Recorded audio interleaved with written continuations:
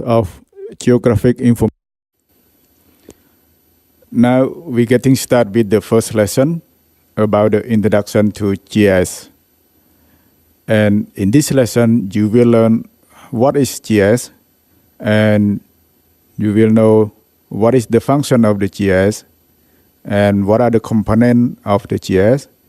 At the end, you will see some example about the application of GIS. Use mouse over on each number to show lesson title. After completed this lesson, you will be able to define what is GIS, and you can identify the various functions of GIS, and you can also demonstrate the main component of the GIS, and finally you can examine the different application of GIS. Use mouse over on each keyword to show the definition.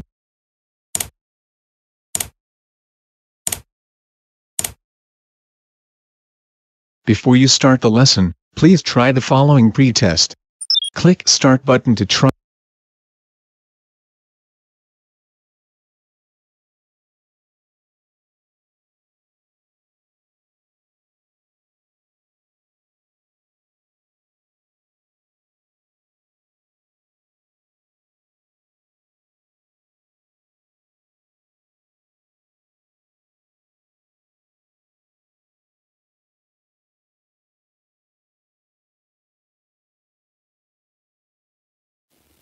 So normally in the event that may happen in place and time, so we can localize that event. So it is very important to locating the scene, like we can determine the portion of a boundary, or we can determine the portion of the hospital or the house in fire, or sometimes we can make a routing, a delivery track, and we can also determine the boundary of the agricultural or forest land. What does it mean, the geographic information? Here you can see we can say that geographic information is multidimensional, and it is very bulky, and it requires a projection into 2D. And we need the integration of diverse data, and all of those data is very costly when we want to update, and it requires significant IT resources. So for the geographic information, we can know how are things and how do things work. And so you know what is the localization, and you know the information system. And now let's look at what is the GIS.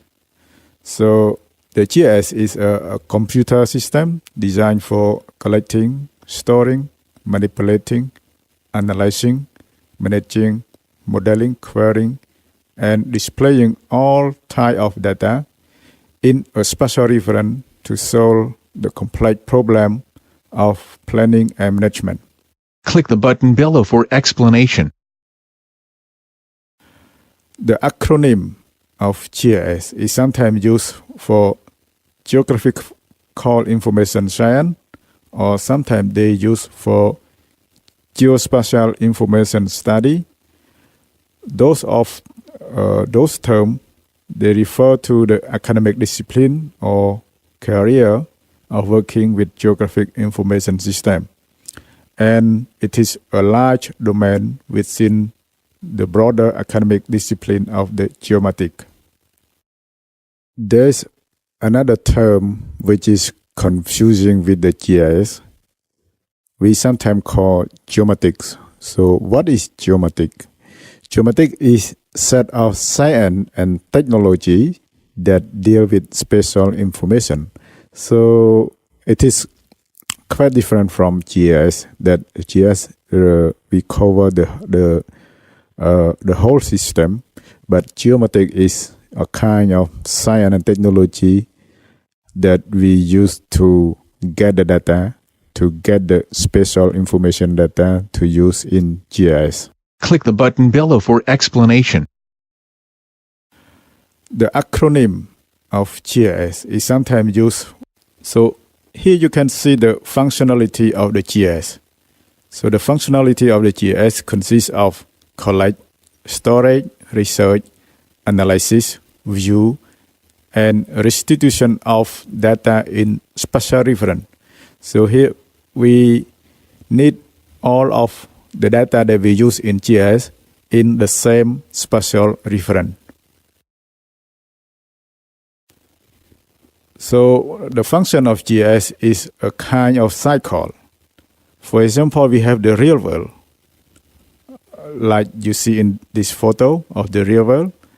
We want to represent the real world in terms of data, and mostly here in GIS we use digital data. So we have different layers of different data from the real world, and we can analyze from those data. We can analyze different phenomena and different actual event in the study area.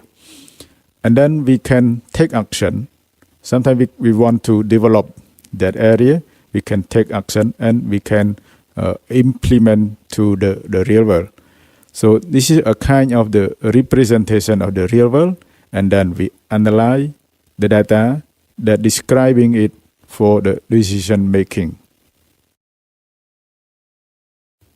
In general, GIS covers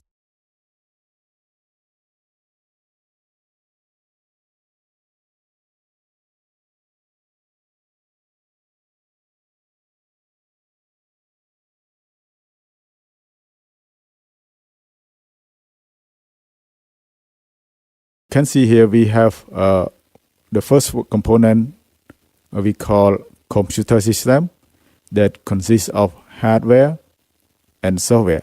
So for the hardware, we have a computer plotter for printing the map, or printer or digitizer for digitizing the paper map into the digital map. And to do that, we need the software and some appropriate procedure. And the second component is about the data. So as I mentioned before, the data that we need is the data that is spatially referent and geographic data. And the third component is the people, that the people to carry out virus management and analysis of the tasks of the projects. There are 4 axes of GIS utilization. The first one, we need to acquire the data, and the data that we acquire is sometimes existing or sometimes there's no existing data. And in this case, we need to acquire the new data. And the second one, we need to manage this data in the effective and certain way. And the third one, we can visualize or share this data. And the fourth one is we can treat or analyze this data to produce the new knowledge for the decision making.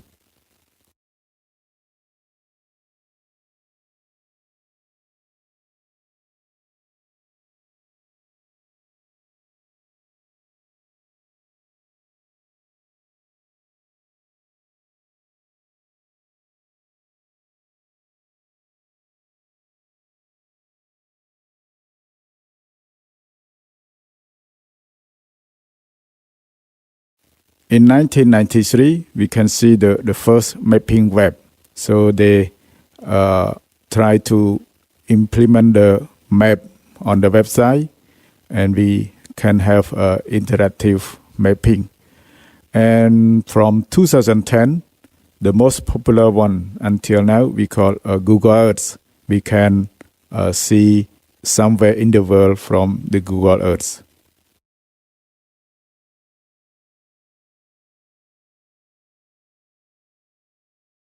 In terms of economic activity, the industry of GIS costs more than 7,000 million US dollar. So it covers software, data, services, publication and training. We can apply GIS to many fields of study. Like we apply GIS to manage the infrastructure, like gas, water, electricity, and road networks. And we use GIS for the land management, like the land registry, land surveying. And we also use it for the management of resources, like forest, agriculture, fauna, hydrology, ocean, geology, and petroleum. For the other part of the field, like business and commercial, we also use GIS for geomarketing, and we use them for advertising, insurance, logistics and transport. And for the security, we use GIS also for agency service, and mostly the police or fire assistant, they can use GIS. So it was a kind of growing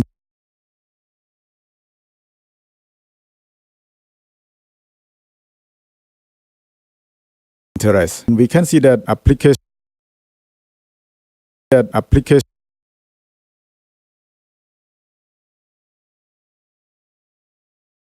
of GIS in the internet, and we consider that we reuse a lot of price, but not all the way, because sometimes we need to buy the software. Commercial software is very costly, expensive.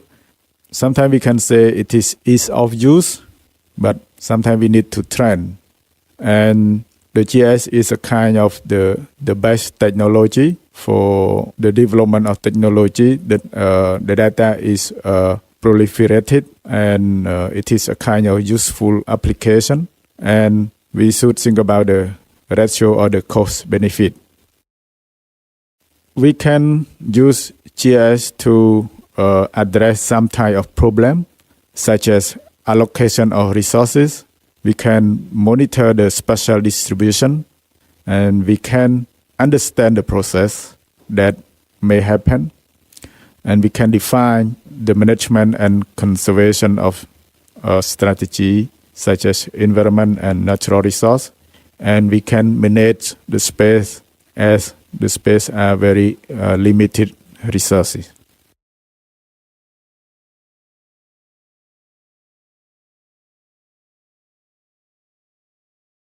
Application of GIS, sometimes we call 5M, that consists of mapping, measuring, monitoring, modeling, and managing. So for mapping, we sometimes need to represent the real world into the map. So there are a lot of kind of map, and here in GIS we usually use the digital map. And to get the map, we need to measure. So the second one is measuring. So we need to measure, we need to collect the data from the field, and we put in the map. And another kind, the third one is monitoring. And sometimes we need to monitor some event.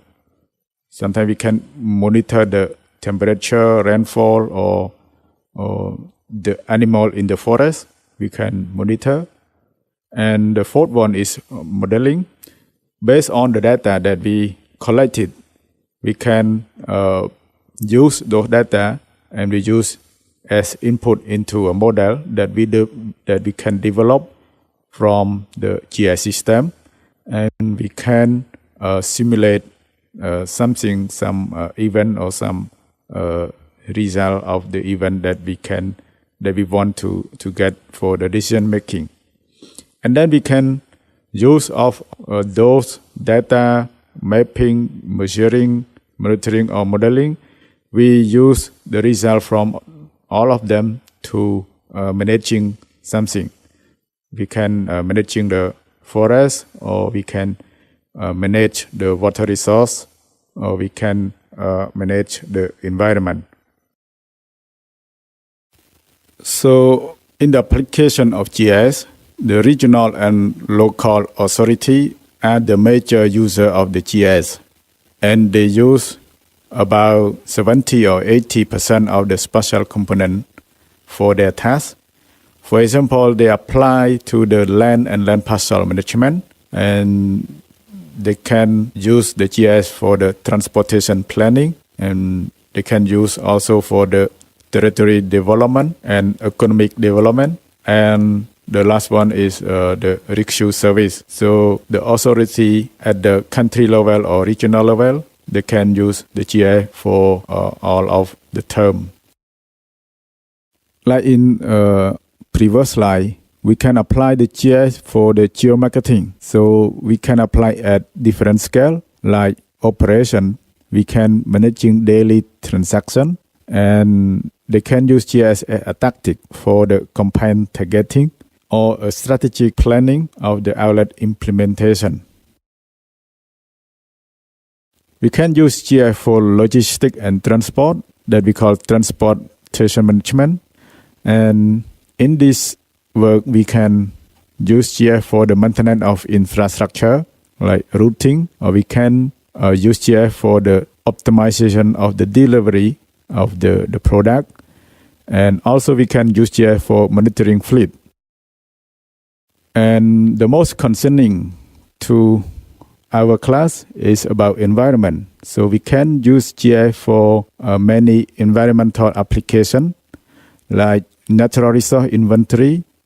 And for us, we need GIS to study about the water resource management, hydrology, and forest management, remediation, precision agriculture, and impact study. So as you can see in this figure, we use GIS for the impact study, for example, the road construction. So we want to know when we build the new road or we have the road construction from some region, we can know what is the impact from the road construction.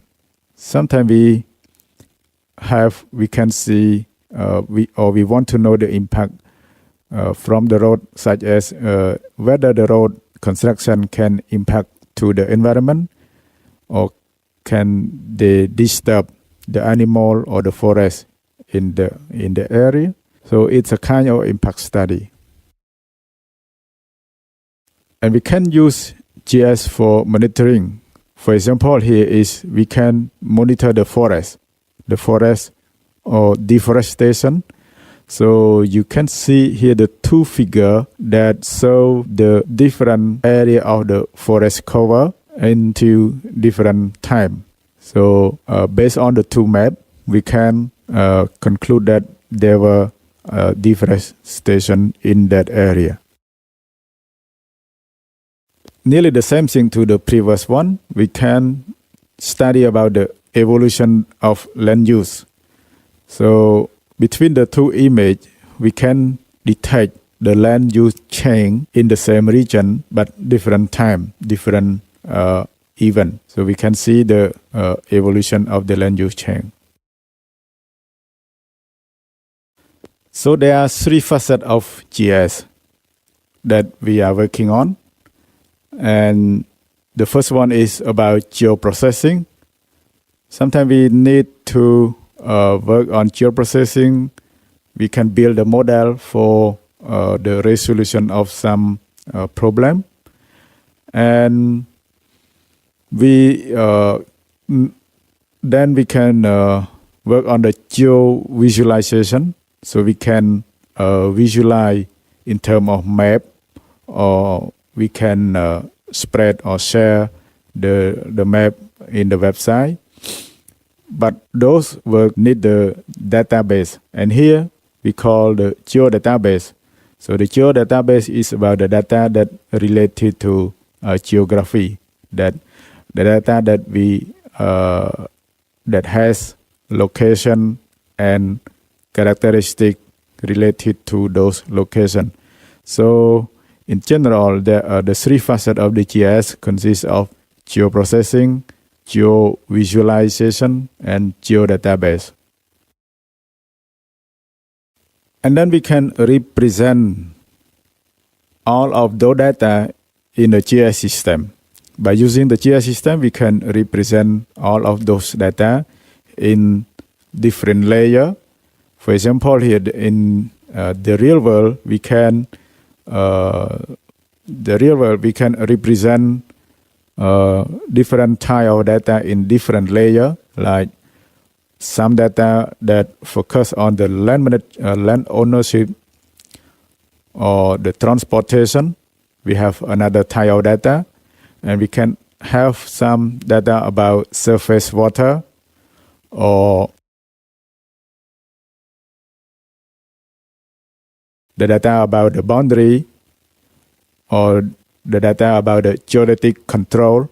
Like we need to know where is the geodetic point for the reference, and we can have the data about the elevation, so we can understand about the landscape or the study area. And sometimes we need new data, and that kind we need to use aerial imagery, that the imagery from the aerial photo, that we take the photo from the plan.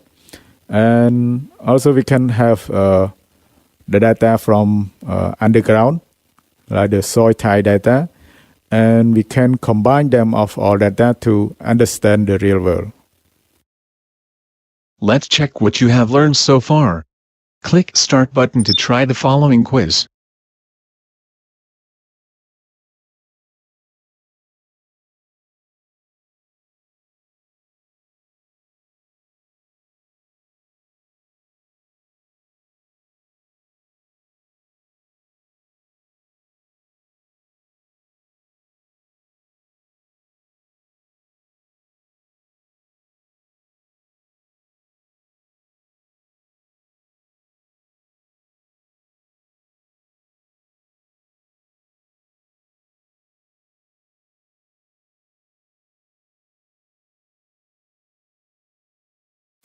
Here is the reference of the lesson.